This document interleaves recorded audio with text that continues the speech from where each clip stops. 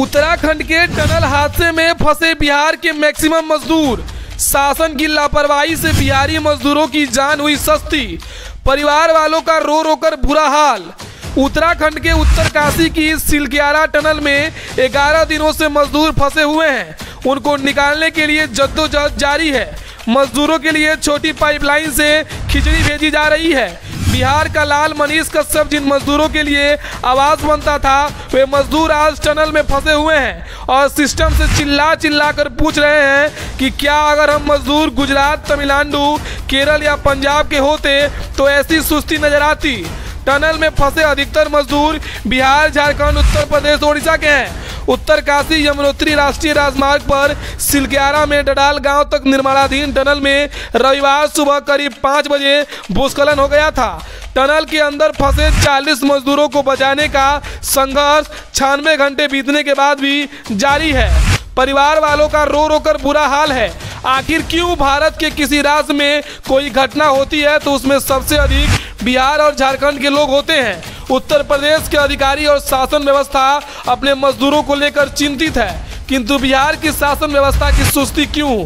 क्या शासन व्यवस्था अपने राज्य के मजदूरों के टनल में फंसे होने पर चिंतित भी नहीं हो सकती? मौके पर मौजूद मजदूरों के परिवार वालों का कहना है कि घोर लापरवाही हो रही है। आधुनिक मशीनें मंगवाने में भी देरी हो गई और आधुनिक मशीनें आई तो बचाव कार्य में भी देरी हो गई।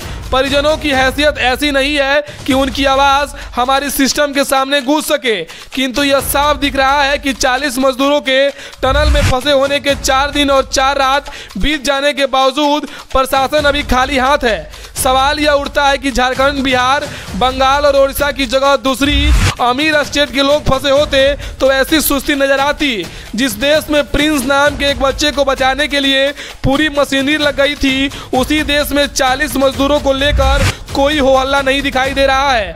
आपको याद होनी चाहिए कि हैदराबाद में एक फैक्ट्री में आग लगने के बाद बिहारी मजदूरों की आवाज़ बनकर मनीष कश्यप कंधे से कंधे मिलाकर कैसे खड़े हुए थे।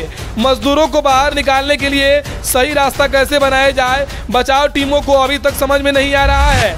रेस्क्यू के लिए और मशीनें बाहर से मंगाई गई है, फिर भी बचाव अभियान सफल नहीं हो सका है। कहा जा रहा है कि दिल्ली से ऑगर मशीनें मंगाई गई है, लेकिन सवाल उठता है कि ऑगर मशीनें मंगाने में इतनी देरी क्यों हो गई है।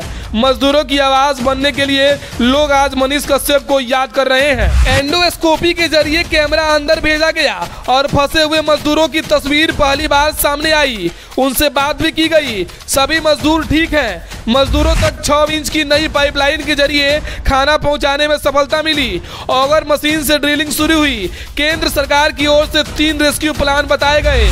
पहला, ऑगर मशीन के सामने रुकावट नहीं आई तो रेस्क्यू में 2 से 3 दिन लगेंगे।